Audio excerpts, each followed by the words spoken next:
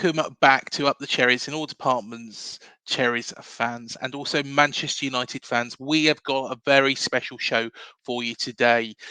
So, last time out, AFC Bournemouth were beaten 2-1 by Luton Town at Kenilworth Road. We were 1-0 up in that game. We ended up getting beat 2-1. Of course, we do have the Red Devils, who are actually venturing down to Dean Court. Of course, a team that we beat 3-0 earlier on in the season. Now, I do have a very, very special guest on this show today. Now, my special guest was one of the founding members and ever-present members of the Happy Mondays, one of the biggest bands of the 80s and 90s. They're actually on tour at the moment and have recently been to the South Coast and, of course, the BIC. It is a pleasure to welcome on to Up the Cherries in all departments, Happy Mondays drummer Gaz Whelan. Welcome to the show, Gaz. How are you doing, mate? Not bad. We just came back from, where did we come back from last night? Cambridge. Yep. So we travelled on the tour bus overnight. So we got back to Manchester about 4:30 a.m. or something. I got a cab up, so I got a few hours sleep. So it's kind of breakfast to me now. I know it's kind of like early afternoon, but it's still early morning for me. Look, it's not usual. I'm usually an early riser.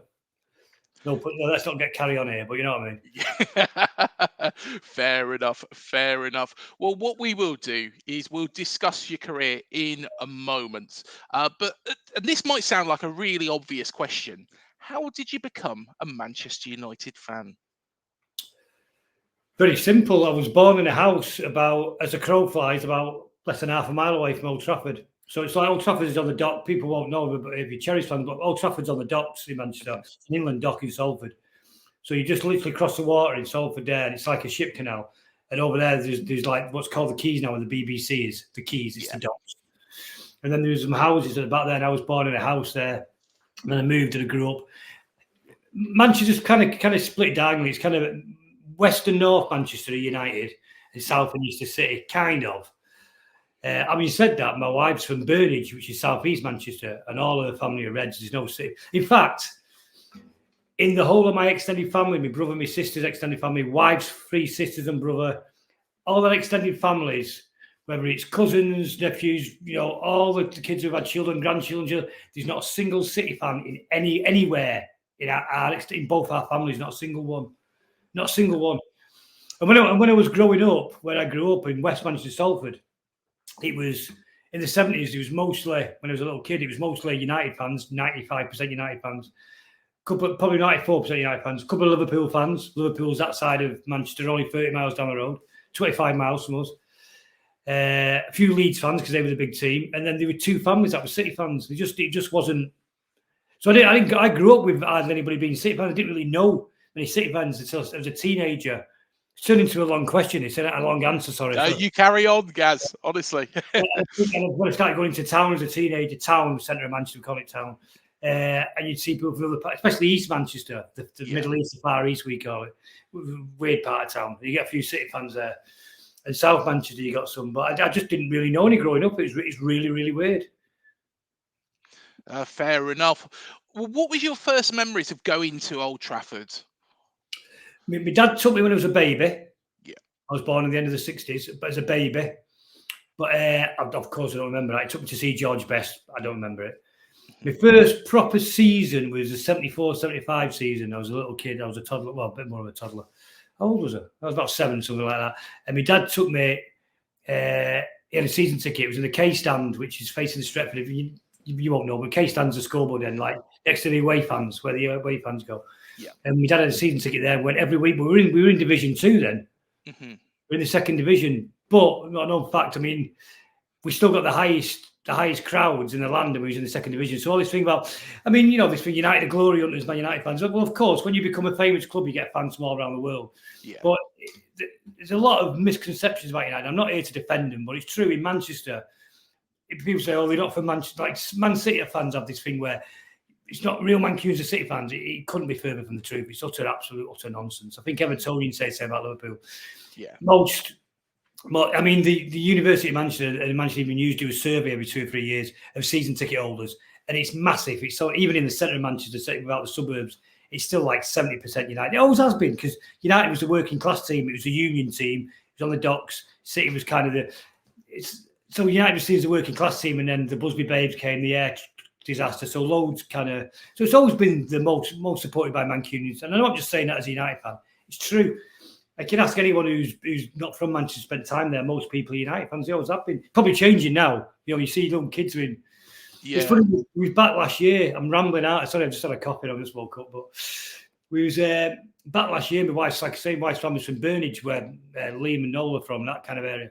And my wife, who knows nothing about football, doesn't like football, she said to me, "Where have all these people in Man City coming from? There's never any of them when I was growing up." I was like, yeah. But that's what happens with success, isn't it? It just happens, But of course, when you was growing up, it was probably a low point for Manchester United, in the second tier. But going back to those days, who were your childhood heroes? At first was a winger called Willie Morgan, who was a Scottish player. I loved him. He was a winger, and I wanted to be like him. And then it was kind of Johan Cruyff, because he like that now. And then Georgie Best, of course. So I always wanted to be a winger, and that's what I was. I always played on the wing. So Willie Morgan, which I'm supposed to be doing his podcast soon, and I'm really bottling it. I'm scared to do it because I don't. He's like, I met lots of people in music who were up there, from David Bowie and all that, who were great people. But someone who's like your childhood hero, and because of him, I became a Scotland fan. And we were called Manchester United then. There's lots of... So when they used to have this thing in the 70s, your teams remember, they used to have this thing called the Home Internationals. So in the summer, it'd be England, Ireland, Scotland and Northern Ireland would play this competition. And the last game was always England-Scotland. United fans tended to be Scotland fans because most of the players played for Scotland. And a few players played for City, played for England. We only had Steve Coppell, I think, who played for England. Mm-hmm. It was like United and City. So most United fans were Scotland fans. And plus, most people in Manchester are either Irish or Scottish descent. I'm Irish on my dad's side, maternally, I'm Scottish. So you kind of... And England never travelled up to the north. England always played at Wembley. My dad used to call England London FC. And I just never... I'm still to this day not an England fan. I just can't... I mean, I hope they do well, but I don't... I'm still a bit of a Scotland fan, and then an Ireland fan. Yeah, that was my early memories. And up until the 90s, all the time I went as a teenager and used to go home and away. Not all the time, a couple of seasons at home and away, and all that, travelling with United fans. We were rubbish. And then, ironically, when the band started doing well in the late 80s, they started getting good. And then by the time in the 90s, we'd won the league and they had the Fergie team. We was on tour all the time, so I was away, so I didn't have a season ticket, so I missed most of the games. Nobody has really ever got close since. And, touching on the current day as well, of course, Ten Hag, nobody's ever got close to the Alex Ferguson years. What do you put that down to, Gaz?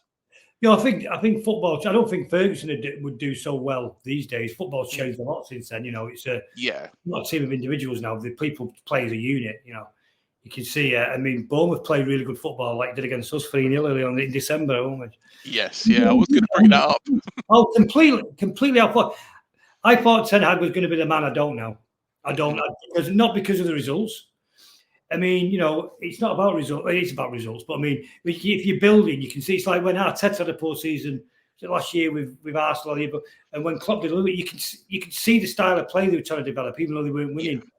We're clueless. We're doing basic stuff. We all have an opinion, but I did be coaching badge, so I don't know a lot about football, but it's basic stuff. Gary Neville was talking the other day, something about joining throw-ins. When you have a throw-in, the opposite team, you have two behind. He said it's basic Sunday league football. We're not even doing that. And he's got them all week, and I just think he's out of his depth. I'm really shocked. Not out of his depth at United, out of his depth in the Premier League.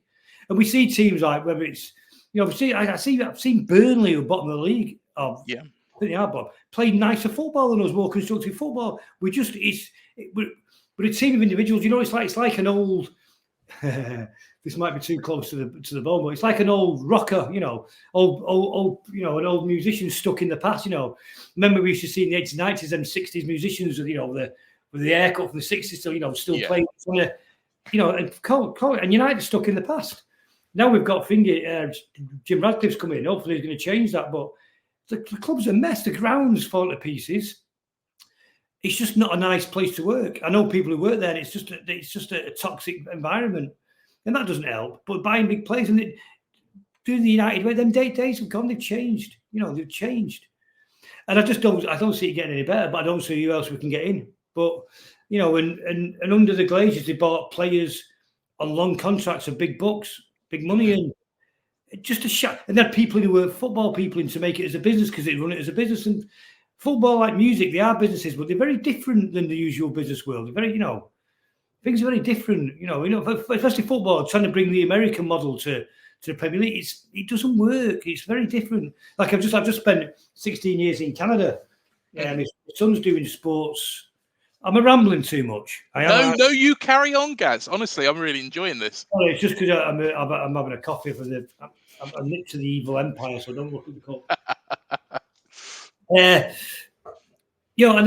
son's doing sports science and stuff in Canada at university. And he talked about the model of the sports, and that's what the Glazers try to do, and it doesn't work in the Premier League. It just doesn't work in football. Where fans in North America aren't loyal. They will change clubs. Yeah. If they move cities, they will change clubs. It's bizarre, And when we say, your club's for life, they find that really bizarre.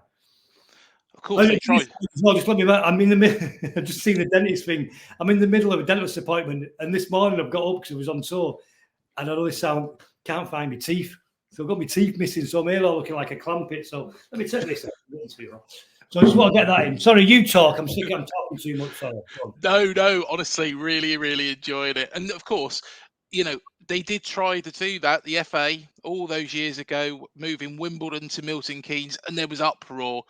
It doesn't work in English football, and the American model, you're spot on, does not work. So, of course, we got American owners at AFC Bournemouth now. Hopefully, fingers crossed, it's not going to go too much that way. But I'll tell you what, you got a great team. I love your badge, by the way, because you got a great kit, which is important. It's a great kit. I like Bournemouth. I was there last week, and but I like the way they do it. Same with Brentford. But I think these teams, I hope Luton stay up. I think these clubs are great, and I think it's really healthy that they can beat the big teams and not just like when you came to Old Trafford in December. They beat us 3-0. It wasn't a hit and run. You've outplayed us all over the park. And we were watching, and it wasn't, and it's, and I had a few, and all clubs do it, the big clubs, if you forgive me. United, Liverpool, you get beat by the smaller clubs that aren't being passed out. They are smaller clubs when compared to United. And on the bigger scheme of things, people say, no, we shouldn't be getting beat by Bournemouth. Well, yeah, we should, because they're a better football team, they're better organised. And Brighton, I love all them clubs, and that's how it should be. That's how it used to be. We don't want the same 3 or 4 winning it all the time, or be, it's just, I think it's great. I really do. I love this style of football. You got a good coach there. Yeah, I think, to be honest, I was critical of him at the start because he got off to a slow start, but he has turned it round. So fair play to him. And what I'll do is I will come back to the football part in a moment. Okay, I digress. Just tell me off. No, honestly, Gaz, because there is a question I do want to ask you about PSR as well, because that's a big topic at the moment. So profit and sustainability rules. But for anybody that doesn't know you, you are part of one of the biggest bands of the 80s and the 90s, of course, the Happy Mondays. Yeah. Firstly, how did you come to join the band? Well, I was at school when we started. I was I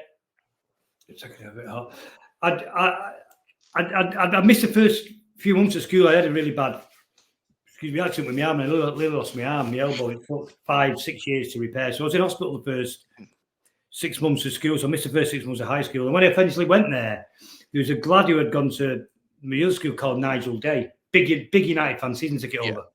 He had an older brother called Mark Day, who was 5 years older, a City fan. Yeah, he was and he said he's in a band and they're looking for a drummer. And I went, well, I've got a drum kit, but I'm not a drummer. Because I'd had classical guitar lessons from the age of 8 to 11. Yeah. With my sister, but where it did damage my arm. I couldn't keep guitar up. So I didn't ignore it. Although, so this is a few years later. So I'm in the 4th or 5th year at school, and I was going, my brother's got a band, looking for a drummer. I'd bought a drum kit. I wanted to be a bass player or a singer. Yeah. He's a guitarist. And then there's a girl in my class called Bev who'd moved from Germany. They were a military family. And she had an older sister, 5 years older, who was getting married to Sean, this lad called Sean Ryder. And I knew Paul Ryder a little bit. He was a couple of years older than me. He'd gone to another school and seen Sean around, but he's like 5 years older than me when you're that age, you know. And she said he's got a band. And he had this like bleached hair and suits. He was like this Bowie kind of thing. And I thought, they can't be in the same band because Mark was into heavy rock. And they kept telling me to come down. I said, I've got a drum kit. I don't play it. I just used to hide some of my magazines in there, if you know what I mean. And then in the bass drum. And then I went down one day and he was in the same band. And I hit it off with Paul Ryder straight away. And I was still at school. We decided to form the band. So there was me, Paul Ryder, Sean Ryder, and Mark Day to start with. And that was 82. Yep. And of course, for the first couple of years, you was on the scene, the Manchester scene, which was a big. It was one of the musical hubs of the UK, wasn't it, at the time? And you did get signed, if I'm right in thinking, a couple of years after that. What was the initial stage like when you was on the scene, when you was traveling around, playing gigs? What was that like before you got signed? You know, they always say it's the best time of your life, like school, and at the time you go, no, it's not. And you know, it's not, because you're playing. You do what was called in the late 80s. You did a thing called the toilet tour, which is all these horrible little venues. You don't give a crap about. You have to do them, and you sleep in the van and all that kind of stuff. But it's a good apprenticeship. Really, really good. That's why I kind of worry about these kids who become YouTube stars or coming to fame straight away without the background. And I don't want to sound like an old man screaming at the moon, but without that background, same with youngsters at football teams, you know, if they're getting paid $500,000 at age 15, 16, where are they going? You know, I don't want to go back to, you know, cleaning boots and all that, but apprenticeship should be served. I think it's a good idea, you know, to a degree, of course. But it was fun. It was great. We were all really close mates, which didn't last once the money and fame comes, because it doesn't. We were all really close, and we were a proper gang. I mean, these stories of us bouncing into towns loud like football hooligans, completely opposite. We were all very stoned for a start, so we were all very quiet and stealth-like. It was all very, but just trouble followed us. And but honestly, we weren't large louts. Quite the opposite. We were very quiet, and usually people who would travel with us were the ones would go off, not us. So all these stories about, you know, crime and all that, and it was our friends. It wasn't us. We were musicians. You know, it's a myth that, you know, they were drug dealers, they were burglars. Well, no, we weren't. We were musicians. None of us were. None. It was all people around us who were close friends who would do that, and we got the reputation. But it was a really good fun, really good laugh. And we just thought, we travel in, we do gigs, we get paid to drink, smoke weed, drink, party, and do a gig. And we never took it that serious. Still don't. And it was great. They were the best times. When you're a proper, you know, looking out for each other. Was on the doles. Someone would get the dole one week and we'd share it next week, you know, and it was great. It was proper. You know, it was really, really good. It was a proper collective. Voted for the people, by the people, you know. So it was great then. And then when the money and fame comes, it gets fractured because management and publishers and record companies start digging in and saying things you can do that. It's a shame, really, you know, but that's life. That happens in every workplace. When you signed your first album deal, all those years ago, how much creative, because you're a band which I always saw as very, very creative, very, very different. How much creative influence did you have on that first album? Everything. When we signed to Factory, the only record label that would have probably signed us. We had a couple of labels come up to see us in Manchester where we rehearsed in Salford, and they kept saying, you need an image, you can't dress like that. You look like Mormons, one of them said. Are you guys Mormons? We're like, no. Because the way we dress is kind of Perry Boy thing, what we're Mormons. And then they thought we had these little goatee beards and crew neck jumpers and shirts and cords, and, you know, and they thought we were Mormons. And that's what he actually said, or a Christian group. I said, oh. And they wanted to get an image, you know. I remember one suggesting the keyboard player wear a top hat. You know, we was like, and Factory signed. Well, Factory didn't sign us. Phil Sachs, who became our first manager, I worked for him in Manchester selling clothes. He had a clothes store and shop called somewhere in Manchester, and he was friends with Mike Pickering, who was the head of A&R and a DJ at the Hacienda. So he came and he got us onto this gig. And then anyway, we do a single with him, and it wasn't very good. And then the album, they just said whatever you want. And then Tony Wilson got involved, and just said whatever you want, you have full kind of control. And they did. They let us, it was let's do whatever we want. Whatever music the band wrote the music. Me, Mark, Paul Ryder, PD wrote the music, and Shaw wrote the lyrics. And that's how we stayed from start to finish. It always was like that. We went in the studio and we listened to producers wanting to change things. We'd say, yeah, change them. We wrote. That's why it worked with Oakenfold so well. We let a lot of bands. Don't be changing our art form. We were like, yeah, we can do it. Go ahead, give it a go. If you don't like it, we don't like it. But if they want to change the song completely, we're happy to go with it. We're all quite open to go with stuff. So we were probably easy to work with. It was a thing, though, at the time, wasn't it, that a lot of these record companies, these record labels would determine and say, you've got to do this, you can't do this. But that was the key thing for the Happy Mondays, to make sure you had that creative control. Otherwise, you wouldn't go with that label.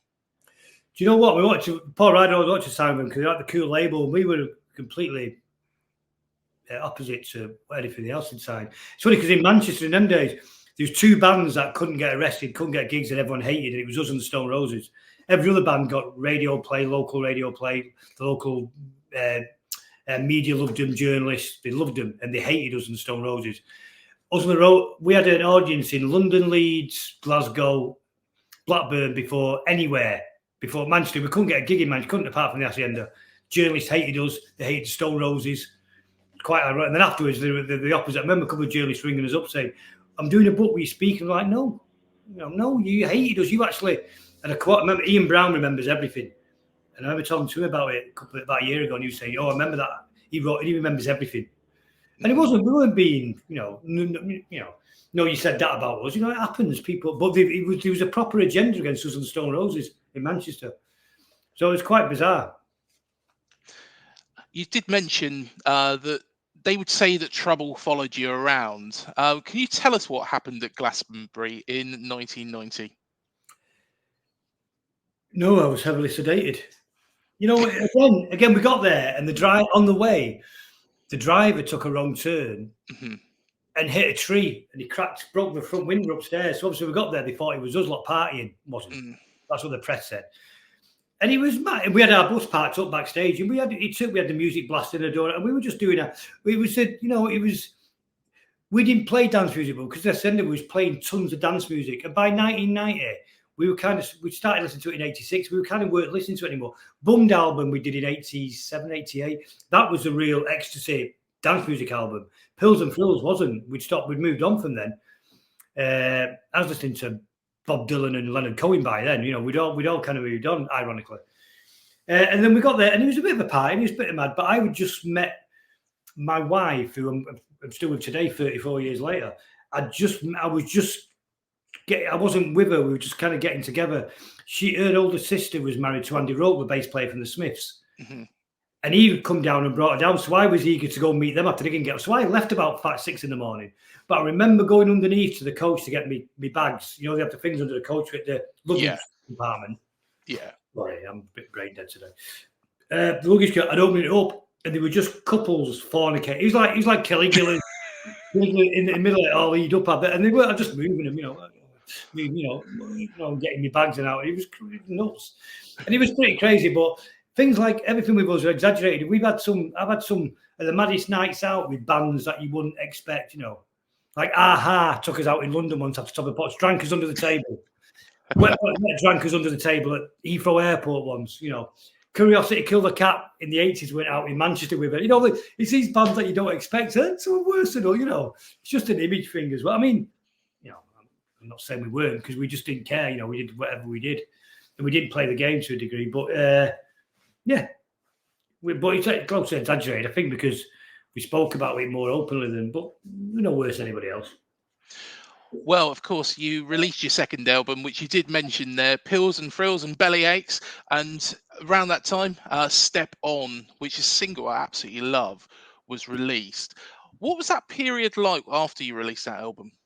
Well, I'm going to correct you here. I only found this out last night. We were talking. It was the first. We did a first album with John Cale in London, 24 Hour Party People, Plastic. Yeah. And then he was Bummed, and then he was Pills and Fills, the third album. But I didn't know that. I only found that. I only remember that last night. Yeah. So sorry. What was your question? Sorry. What was that period like when you released Step On? And you know, it was weird because we'd done. There was a thing called the chart show Saturday mornings, and we'd released Party People and Rope for Luck, I think, and that had got us in the indie charts, which was a big deal then. So we started getting a bit of a following, and then Step On was a thing we did in Chiswick in London. We did it was a covers album to celebrate something for Factory. I can't remember what it was. We were doing two John Conga songs, Tokoloshi Man and Step On. We did Tokoloshi Man.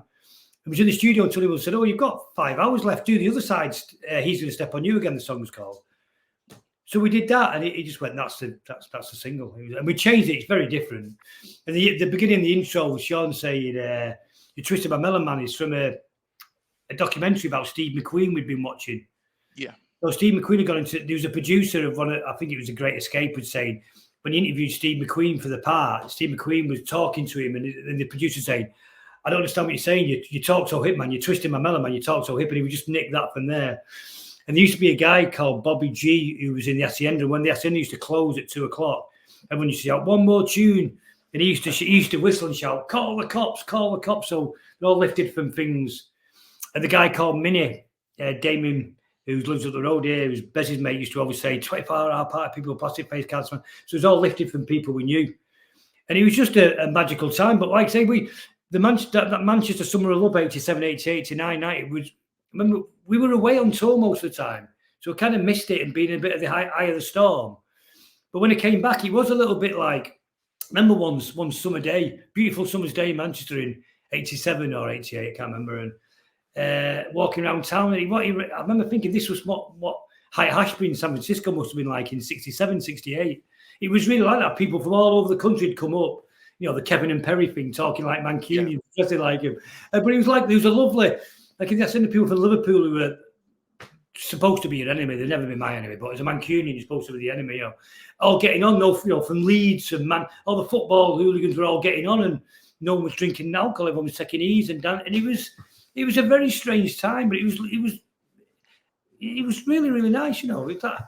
But it's bizarre because, you know, you grew up in a drinking culture, which I did.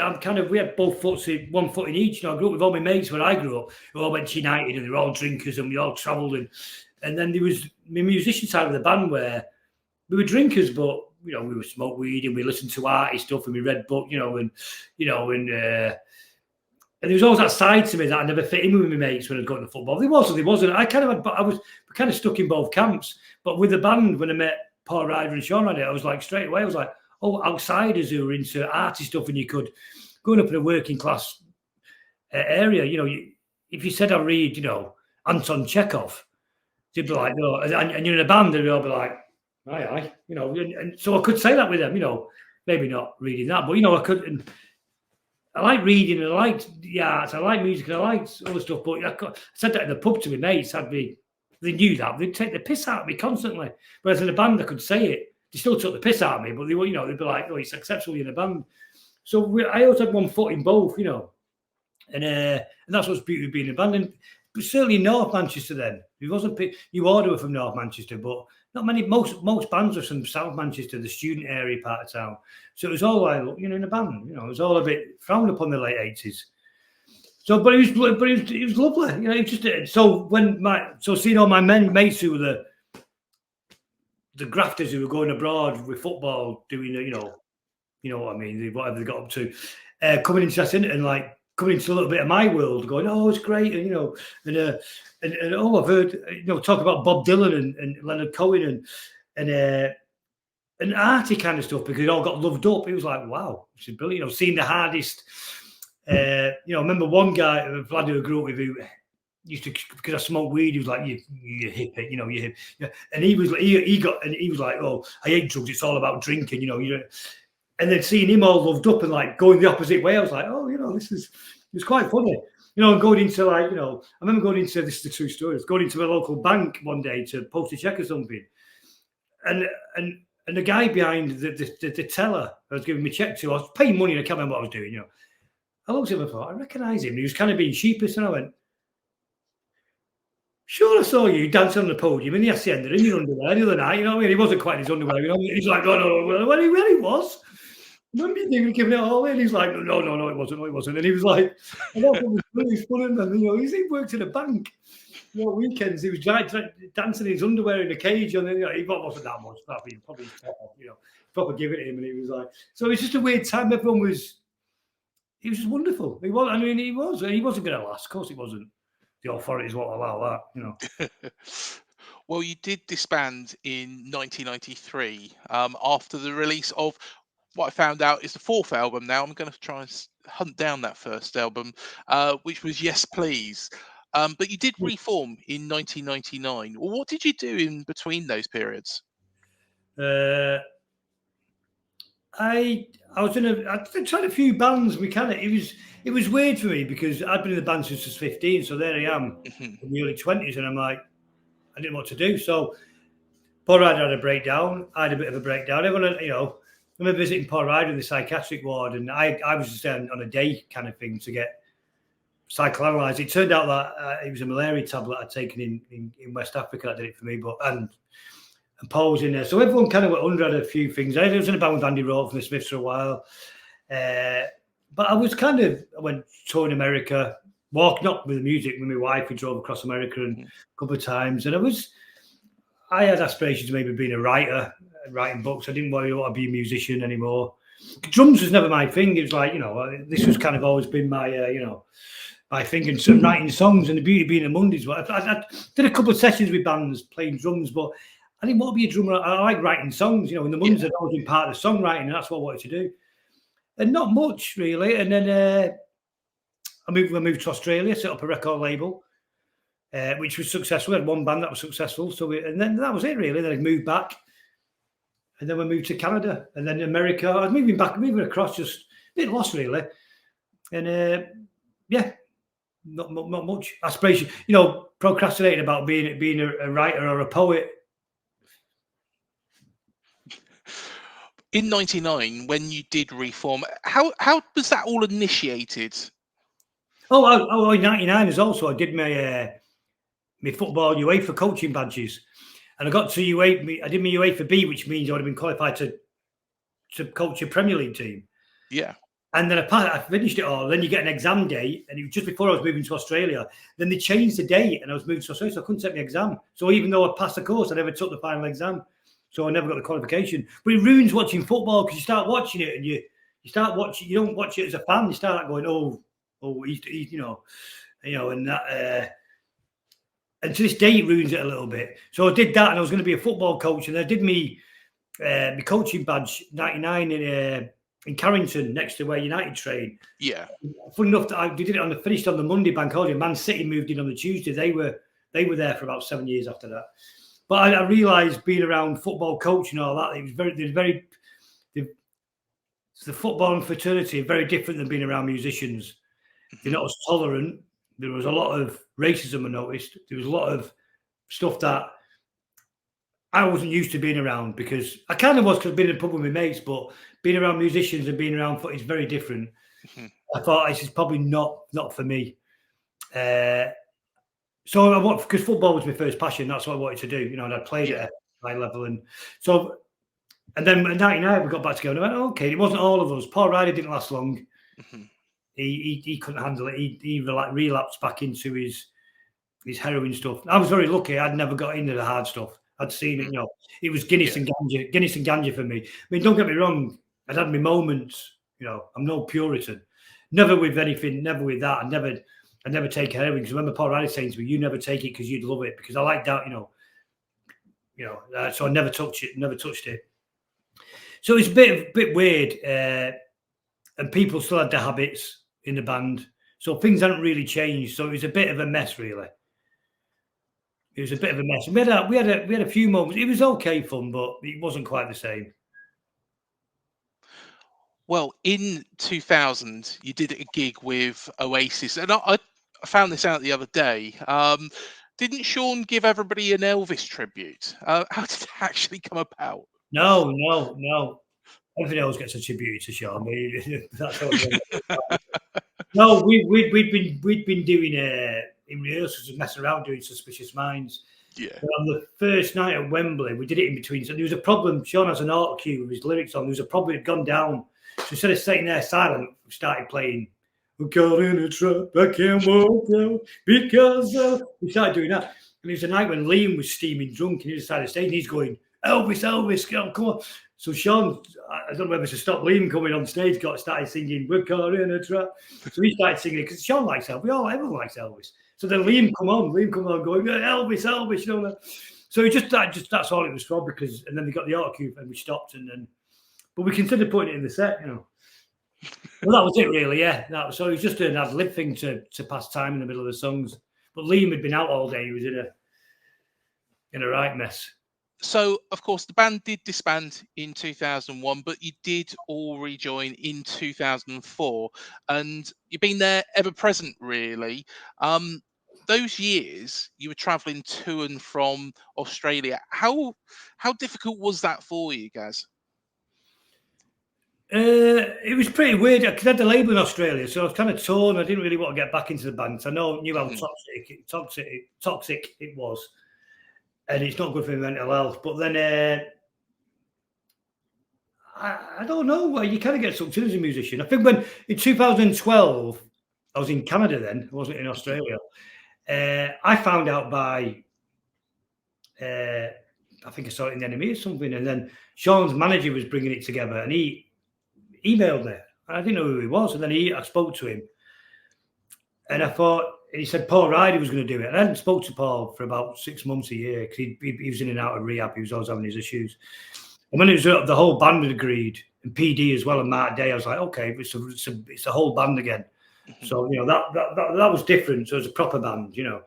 Yeah. So that was different. And it was good. It was good at first. It was good. It kind of, PD lasted a couple of years. Him and Sean didn't go on, and PD, in fact, he just texted me this morning, PD left. So it's been the real lineup until Paul died a couple of years ago, for the most part. And the wonderful Rowetta as well, you know, obviously she brought a different, you know. How have things changed and adapted since the 80s and 90s? You know, has it become a lot of a different scene for yourselves? Yeah, Bez hasn't changed. I don't know how he does it. I mean, he was a couple of years older than me at school, and I remember him at school, and he was just a nuts. I mean, he hung out with a group of lads who were a couple of years older. He was one of the only other mods when the mod revival thing happened in the 70s, so I remembered him. But there was about 5 of them who were 2 years older than us, and they were nutters, and the old school avoided him. And I didn't, but one of them nutters lived in my street, and his younger brother was my mate, so I knew him. So I got a pass. I had my arm in a thing for 3 years, so 3 years, for a year. So I got a pass, so I didn't really get much grief off him. But he was a nutter then. He was nuts, just, you know, marching around the school. He's not changed. He's the same. No, he's pretty much the same. He's Martin, the guitarist, is pretty much the same. I've never known a man drink so much and never have an hangover. He can just drink, but he's the sweetest man on the planet, Mark Day, the guitarist, the sweetest man on the planet, never changes. I've calmed down a bit. Me and Paul Ryder kind of I like the quiet thing. We're kind of the more, I like to party as much as anyone, but I just don't, it doesn't go well with mental health. I love drinking. I love Guinness. I love red wine. I love drinking. I love nothing more than sitting in a pub all day. But I like going out with my mates down again for a while and getting, you know, turn up and they give me loads of grief, call me all sorts. And I like that, you know, that kind of, but I also love going to the pub. My favourite thing, my birthday, I used to go to the pub with a book and Guinness, just drink Guinness all day. Miss cigs when I used to smoke and read. Me and Paul, I like the quiet bit. I like a quiet bit after the gig for 20 minutes and then all people come in. But I'm usually first out on the tour bus. I like it quiet. I can't be doing with crowds and noise. We're probably in the wrong. But I know we're going to do it, you know, and Bez always has his full on. But I think even Bez is now, after this tour, because after this tour, we're done for good. And Bez is saying, I think I'm going to go to the quiet life and do, you know. So I think when you just get older, you get, you know, after 40 years of drinking and partying, it gets a bit boring, you know. We're a lot more professional. We're all a lot more. I mean, there was a review from London recently saying that we're it's still a chaos, but it's very, you know, in the past we'd do 6 gigs out of 10 that were good. Now I'm pretty much 9, 10 out of 10 we're pretty good, which has got to be, but it's kind of, we don't want to be too polished because that will go against what we're all about. But we do it right nowadays. So things have changed, but for the most part, it's still a little bit of chaos, not too much, because it just wouldn't work. You couldn't function in today's society and in today's music business being completely chaotic. You just couldn't function. It wouldn't work. I can't imagine Bez just being calm, relaxed. He kind of, you know, he's kind of not always like that. You know, he has to. Yes, well, he's special tequila before he goes on stage. You know, he can, and in the daytime, he's also can be quiet and you know, me and him share a like. We're very simple, very different, but we both like our books, what we read, and you know, our conspiracies and stuff. You know, we're both like our reading our alternative, you know, media, if you like. We're very similar, me and Bez, in lots of ways. We're both into our natural health, which Bez is into, believe it or not. You know, and into stuff. You know, but then he likes to party. He has no choice but to party because that's what he does, and he invites loads of people, and he has to be on. He has to be Bez. So he's created a monster that he has to be, and I think that's what front people in bands do, and they have to do, whether it's the singers or dancers. They have to create this image, and you have to sustain it. And I think it's hard to do that. You know, I mean, it's not really who the people are, but they have to. It's entertainment, and you have to. And I think that's the trouble with being a front person or the famous people in the band. People expect that, and you have to keep it up, and it's hard not to be that person. And then you have to switch it on, you know, and be like that. And you don't really get a lot of time off, but he's. I don't know how he does it. I don't know how he does it. He still does it, but I think he struggles with hangovers, so I think he has to have the hair of the dog to. Whereas Mark Day will drink, and I'm on the tour bus in my bunker. I'll have a smoke, some herb and a drink, and I'll go to bed. And I can hear him, and he's happy, you know. And then he's up in first thing in the morning. Have you got an hangover? No, you know, Mark Day. So things are calmer, but it's still a little bit of chaos, a little bit more controlled nowadays. No, fair enough. You know, as you did mention, sadly, Paul did pass away back in 2022. What were your greatest memories of Paul? Well, people don't know it. Well, it was Paul's band from the start. He formed the band. Everything was Paul. He did all the early songs, all by the bass line. He arranged everything. He did all the sending tapes out. He got his gig. He did everything. It was always his band, always, until we kind of got famous, if you want to use that term. And then he kind of lost the grip of it, you know, because the media wanted the front man, you know, and kind of Paul lost the grip of that. I think that affected his mental health once, you know.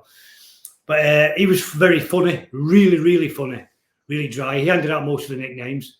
But me and him hit it off straight away.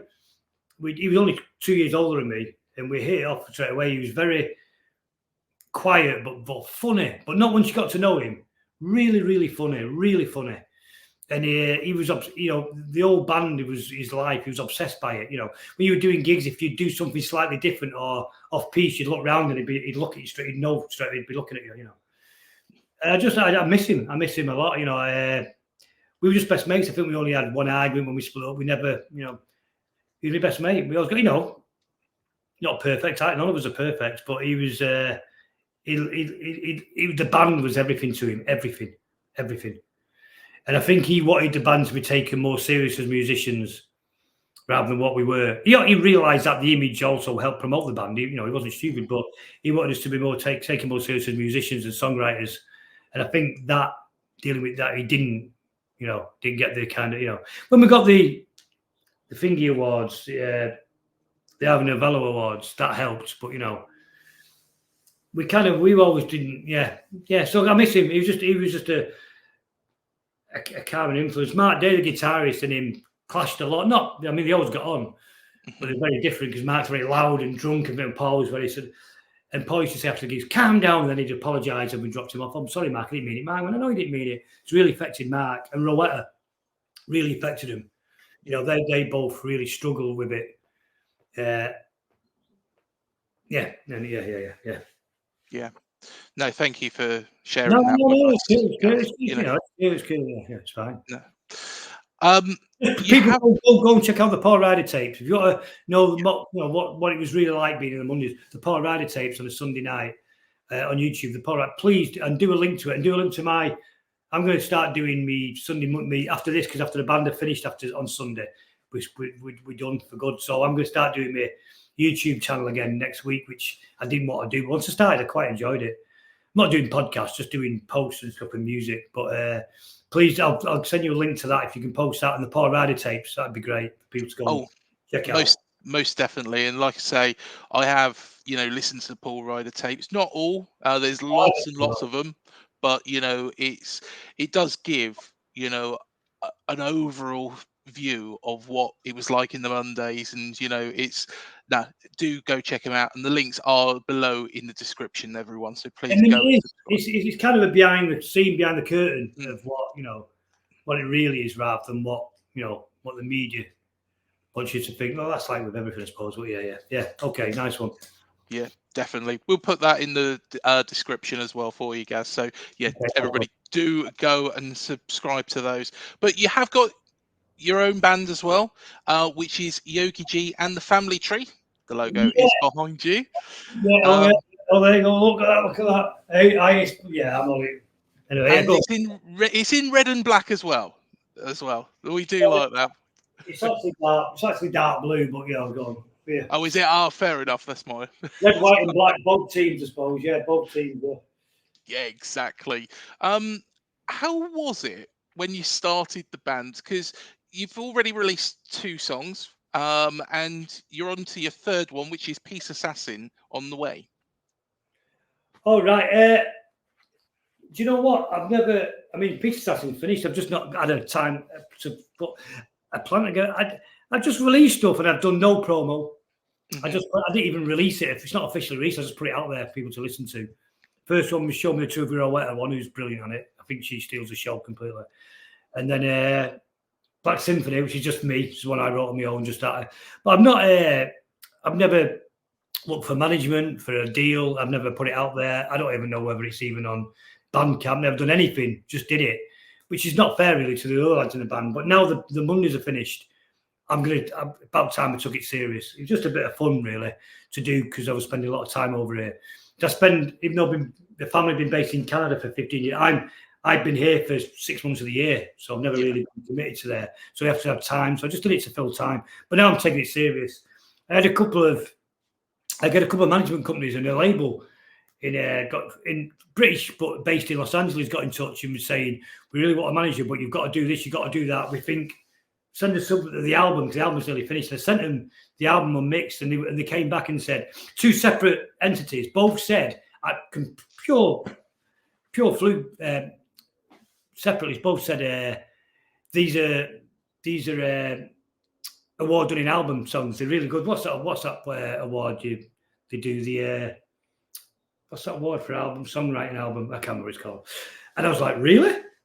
And they're like, yeah. And they were both separate. And I know they do a bit of lip service to try and get you. So I understand that. I don't get sucked in by people, by platitudes. I'm not stupid. I've been around too long.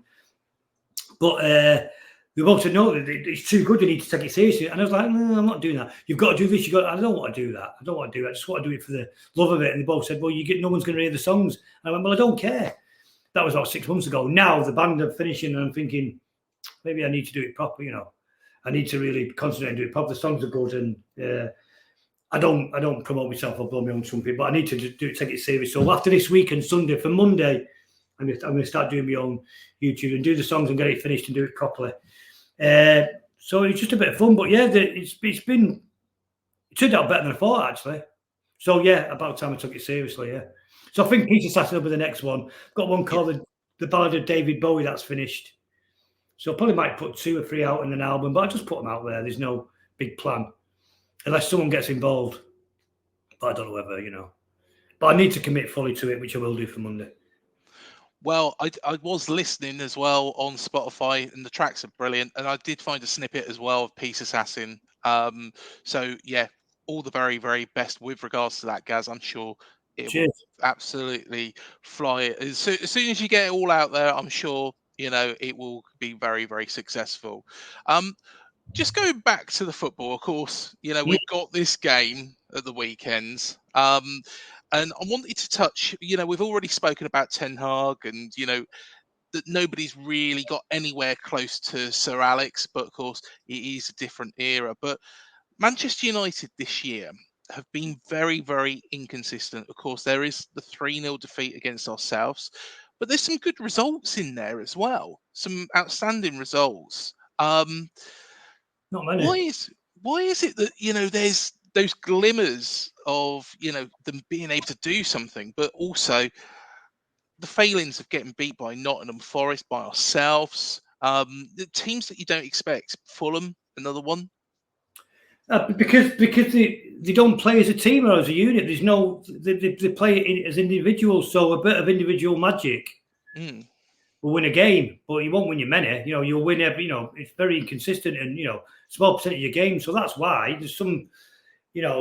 It's just a moment of brilliance sometimes by Bruno, who's the most frustrating footballer on the planet. Just he's whinging and moaning, drives you insane. But he has moments of brilliance. But then again, he's chaotic all over the place. So if there's any system, he messes it up. So they've got, they just haven't got. They just don't play as a team. It's individuals, and that's why I think. I mean, when you beat us, Old Trafford, you fully deserved it. The first goal, I think, it came from the right, which usually doesn't. It was that backflip, and the other two were headers. I think. Is that right? Yes. Yeah. Yeah, it was. Beating Maguire, that's not, he's from a different era, Maguire. I don't want to single him out because he's not the only one. But they're just not, there's got to be tactics and coaching. It just doesn't, you can't keep blaming the player. We have to say there's injuries, but even with injuries, we still have on paper better footballers than a lot of teams, but they still come and outplay us. So we just don't play good football, we just don't. And I don't know what the answer is. I mean, everything's changing in the boardroom and all that now. So hopefully things will start to change. But I don't think Ten Hag can do that. And I don't know. A lot of players have got to leave. They've got to rebuild. A lot of youngsters that are great. I think build around the young players because the young players are great. We've got some really, Maynu, Ahmad. There's some good, Garnacho. We've got some young players. So I would build from the youngsters and get rid of a lot of the others. I was having a look at some statistics actually, and it's actually from the 3 games that you played against Liverpool this season. In the most recent game, which was a 2-2 draw, you had 15 shots against in the first half alone. And in all 3 games, you've had 90 shots go against Manchester United. Now, the thing is why I bring that up, Gaz, is that, that looks bad on paper. However, defensively, when you're having 90 shots against you, you expect to let in a fair few. But you haven't been beaten by Liverpool this season. And I think that shows there is strength there. It's resilience. I don't know about the resilience because of people play. And the irony is we've got Johnny Evans in, who's, I don't know why they bought it, but he's been probably one of the better defenders just because of his knowledge of positioning, sitting deep. But the problem United is not always the defence. It's the midfield. There's no midfield. There's no holder. There's no centre midfield. So the gap. So that's why we're conceding. There's the gap between midfield and the defence. They don't move as a unit. So we don't track down when we see play. When you see the high press and all that, which is it's just a new term, but it's been going on for years. Or when we lose the ball. You watch all teams. You watch your team. All teams. They chasing packs of 2s or 3s. We do it once. No team does that. It's appalling. Yeah. The middle midfield, McTominay is not. If they play him at central midfield, he's not a midfield player. He came as a centre forward.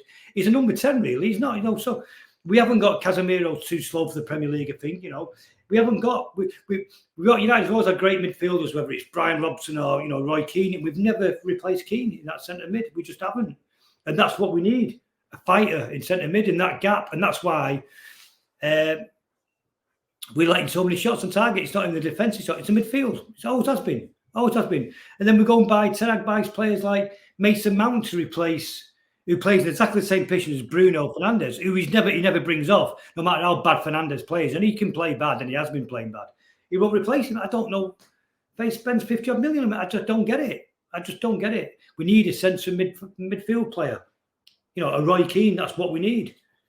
But we haven't got it.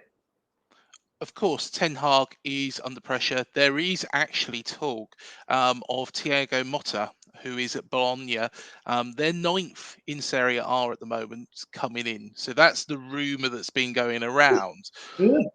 Yeah, that's the rumour that I've seen going around.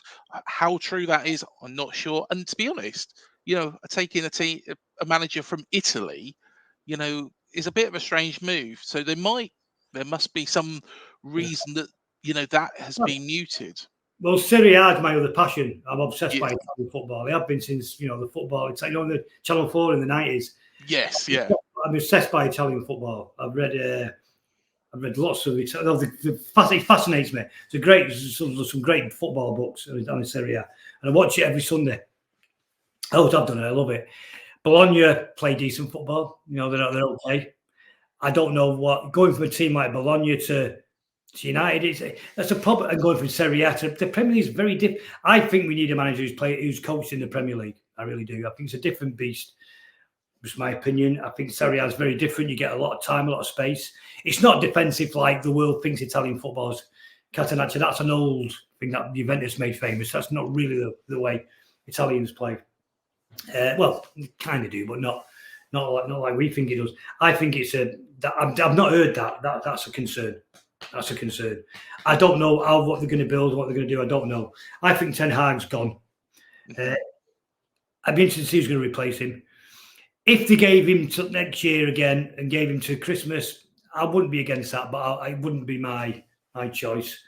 And they keep saying we can't keep changing managers. Well, you can if it's not right. It's like you can't keep changing girlfriends until you find the right wife. You got to do what you got to do. It's just that's life. You can't continue if it's not working. So I don't know. I'm a bit torn. Let's watch to play good football. And the club's a mess. It's just an absolute mess. But that's what happens, And people, you grow up, people love to hate us. And I get why people love to hate United. I get it completely. I don't mind that. That's the way it is. And we kind of like that, So I don't know. I've not heard that before. I'm going to go and do some more research on it now then. I'll definitely send you over the link of that as well. Like, send me the link, yeah, I will send that over, and you can see what you think. I love it. But one thing I did want to bring up, of course, David Moyes was a Sir Alex Ferguson suggestion. He basically found his successor. And Moyes, this is something that's always stuck with me and stayed on my mind. Do you think that Moyes should have been given a little bit more time than he actually did, despite the struggles? It just felt like Ferguson left the club when it maybe was on a little bit of a descent, when players were coming to their end of their careers. Yeah. Oh, yeah. And with hindsight, yeah, at the time, no. But with hindsight, yeah. I mean, I don't think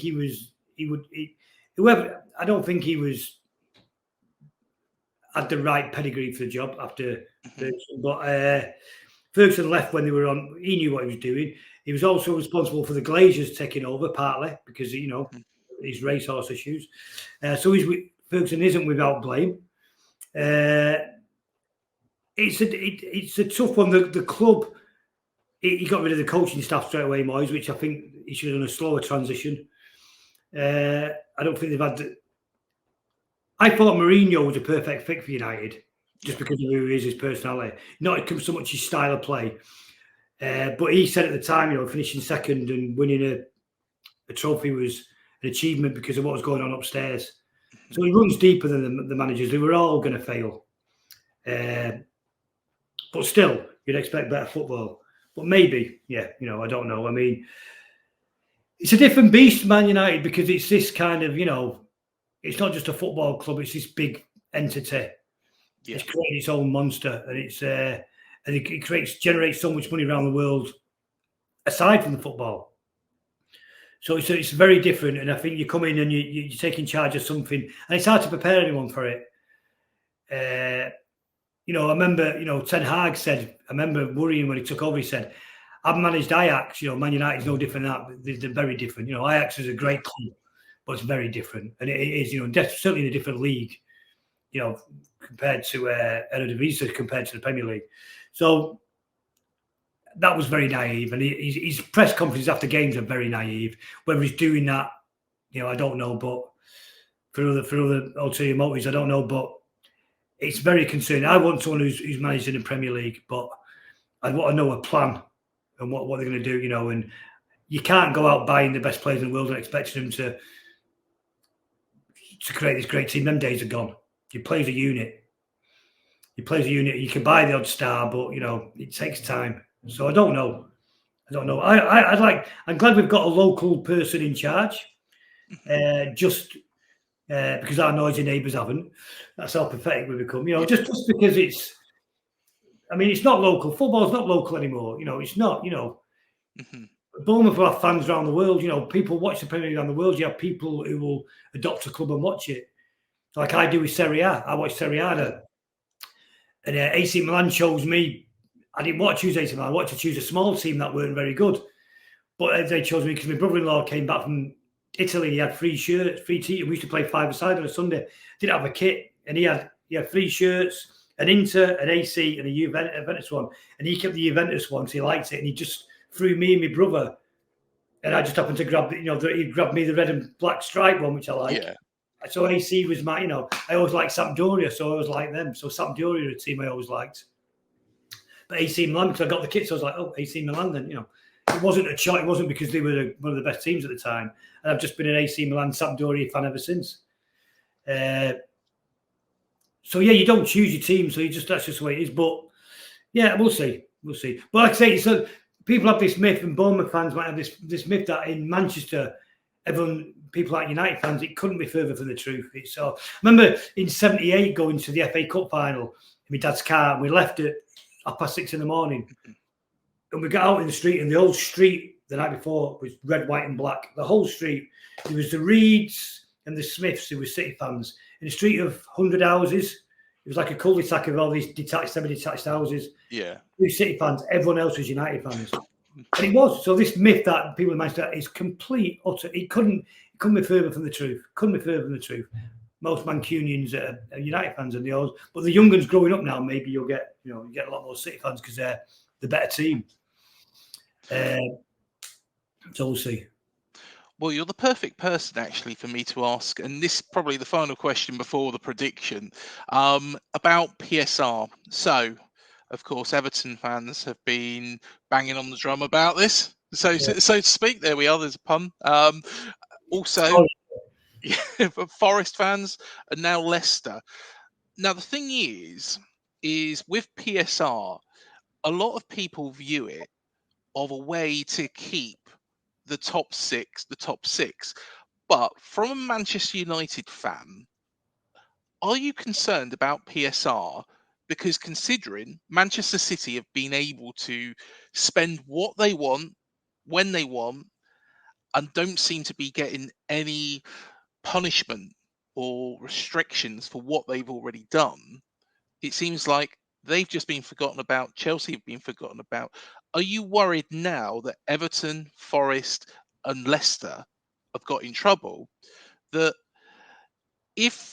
Jim Radcliffe has got the money and got the sort of club to be able to spend, big and be able to pump money in. Are you worried about Manchester United being made an example if he chooses to do that? I think because of what's happened now, clubs are I think you just saw the last transfer window. Clubs are not buying because they're scared. I don't know what's going to happen with City and Chelsea. Maybe they've not been punished yet because they're bigger cases. I don't know. I really don't know. I think probably most of the big clubs are guilty to a degree. I think City have just done it on a bigger scale. Any punishment towards them, I'm gonna take some sort of pleasure from. But I think there's lots of other ways to make it fair. I talked about the American model before because my son is doing that. He's a massive big NFL and basketball fan, and I've got into it through being over there. I've got in. What they do, which is quite interesting, is any money generated from merchandise in that club, like you buy the New York Giants, it gets shared between every team, not the club. It's the team that gets you. I think that's a good idea. I also like the idea of it. I remember him saying to me when he was younger, we got a penalty. I was watching United, we got a penalty, and someone was taking a penalty. And my son said, he didn't get fouled. Why is he not taking a penalty? And I went, because anyone, you have a penalty taker. He went, and he said, no, the person that gets fouled should take the penalty. And I thought, well, that's a great idea. So I think there's a lot of things from America we could take model, but not too many, you know. I've seen now the advertising on the board, advertising where the game's playing and the talking and interviewing on the. It's all a bit, but yeah, I don't know. I think everyone's very cautious of it these days. I know we've got to sell a lot of players who are on huge wages, ridiculous, you know, so we can buy some players. But I think they should be more strict with it. I think it should even teams out. I think you can buy the odd stars, but I think everyone should benefit from them kind of rules. But there's not like anything. There's always a way around everything in there, you know. And the richer you are, the more you can bend the rules on that. I don't know. I think from my perspective, I think the concern for me is that the Premier League is going the way of Serie A if they don't do something about Manchester City. If Everton and Forest get hit, but some clubs are able to get away with it, it could be seen as and ruin the integrity of the league. And then, say for example, if Manchester United or Newcastle are then stopped from doing what Manchester City have done, it's kind of ruining the whole integrity of the competition. And I hope City get relegated to the lowest league. I throw the book everything at them. I've got no. I don't dislike any team. There's only one team to them I don't like. But it's a tough one. I don't really know.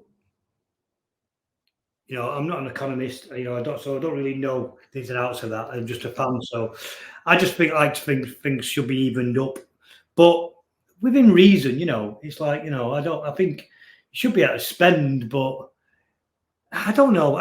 You know what? It's not really I don't really know, to be honest with you. I just hope City get relegated. Yeah. I don't think they should take trophies off them, because I think what you earn on the pitch, you earn on the pitch. And I think, I know you want to have them players, but I think they should be relegated. I think it feels tough on teams like, Leicester and Everton, but I don't know the ins and outs. So for me to comment on them would be,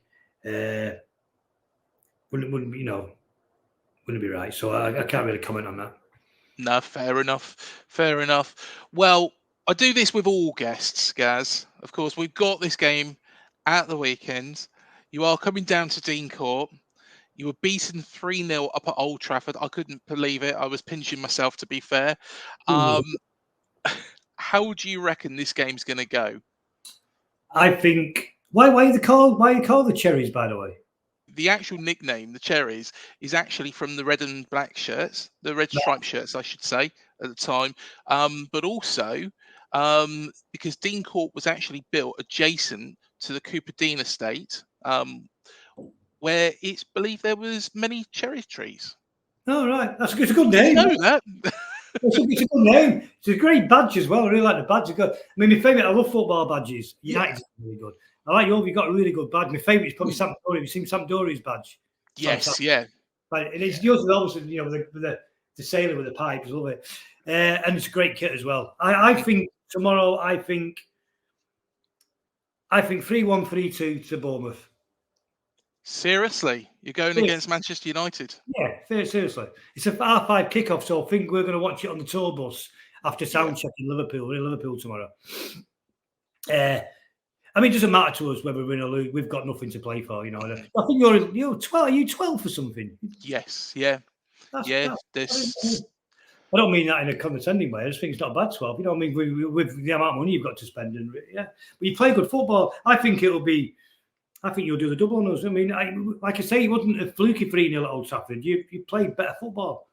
So, we'll see. But I think 3-1 or 3-2 to you lads. I'll tell you what, we'll take that. And I was going to go with a draw, but hey, I'll tell you what. Who are your biggest rivals then? Who do you dislike the most? Football team wise? Yeah. It's got to be Southampton. I was going to say, I thought it might be Southampton. Yeah, it's got to be Southampton. But Nottingham Forest have gone down in estimations, and Watford are a bit annoying as well. Are they? Yeah. But they're not local enough. Yeah, we were in Bournemouth last Sunday. I got a bit of the driver, whoever it was, the Uber driver, the driver of the venue was showing us around, showing us the beaches, which are beautiful, and they showed us all these parts of town. It was beautiful, really lovely. I don't know, my mum's best friend lives in Bournemouth, but I don't know it. And she don't know the driver. He was showing us all these really nice areas. Then he went through this little area, did a cut through, which wasn't so nice. And me being put my foot, said to him, I said, jokingly, I said, "Oh, is this the ghetto?" And he said, "No, it's where I live." Brilliant. Do you ever watch Larry David, Curb Your Enthusiasm? Yeah. Well, Paul Ryder used to call me Gary David, and I'm always putting my foot in it. Always and I was like, "Oh Christ, put my foot in it again." But yeah, it's beautiful, beautiful town. It's beautiful, yeah. Yeah, it's not bad at all. Not bad at all. The sun's out as well, so hopefully, fingers crossed, that stays for a while. Just before you go, Gaz, I'm going to ask you one big question. I know you've said a couple of times, this is it. This is it. After this tour, is it 100% it, or do you think that you may change your mind at some point in the future? Well, you never know, do you? I mean, you'd be disingenuous to say, definitely not. But I can't see, getting to the wrong end of my 50s now. So I just want to do something else. I want to do my own stuff. But you never know. If something special come up, so maybe, I don't know. I mean, I think we were thinking of a day when the Oasis tour came up in 2000. That was great, good fun. I don't know, but if you ask me now, I'd say that's pretty much the end for the real band. For me. But who knows? You never know. I'd be stupid to say no. You just don't know, do you? No, exactly. Well, I was going to say, as you have got that guitar out, I'll tell you what, I'm going to make you full screen. Do you mind if you play us a piece? I can't play it.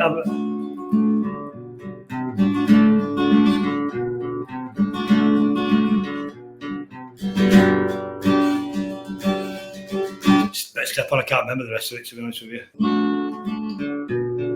That's it, isn't it?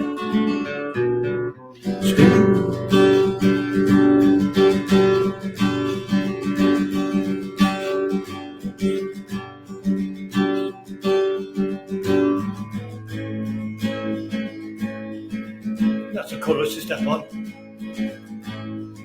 Never do it.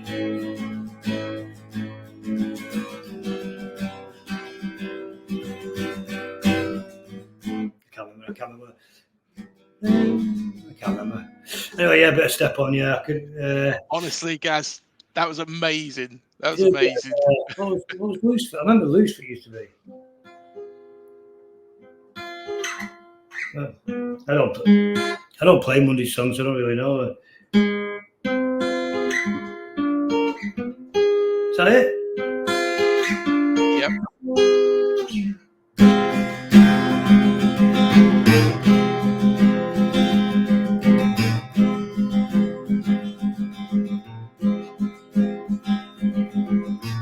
Don't need no skin tights in my wardrobe today. See, I've not even got that one right.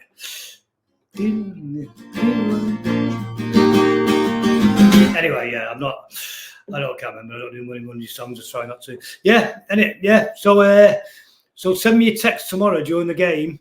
Yes. You see how we go. We could have a little bit of banter during the game. Banter, everyone hates that word, don't they? What's another word for banter? Yeah, ribbon. We'll fall out by the end of it. We're like, Gaz. I remember that. Oh, God. Honestly, mate, it has been absolute brilliant having you on, and all the links are in the description. Please do go subscribe to the Paul Ryder tapes. Do go listen on Spotify to Gaz's band as well. The link from the YouTube channel, everything's on there too, and I'm going to start doing some more stories and the songs on there. And I'm not an indoor sunglasses wanker. These are prescription. I won't be able to see you without these on. It's done. Bit like Armid Fields now. Nothing there. Well, Gaz, it's been an absolute pleasure, and thank you again so much for coming on this show. No worries, up the Cherries. All the very, very best for the future, mate, and speak to you soon. And you, mate. Take care. Cheers, mate. Take care. Yeah, man. And thank you, everybody, for joining us on this show. Remember to hit the like, the subscribe, and the bell button below to be alerted to any new videos we do here on Up the Cherries in all departments. Please do also check out, for anybody with a musical background, our interviews with Damon Minchella of Ocean Colour Scene, Peter Hooton of The Farm. We might have some more coming up very, very soon as well. So hit that like, hit that subscribe, and hit that bell button. It helps this channel to grow. Do go check out all of our other content as well across this YouTube platform, and also we're on Spotify, Google Podcasts, wherever you get your audio listening material from. But until the next one, up the cherries, and we'll see you soon. Thank you for joining us.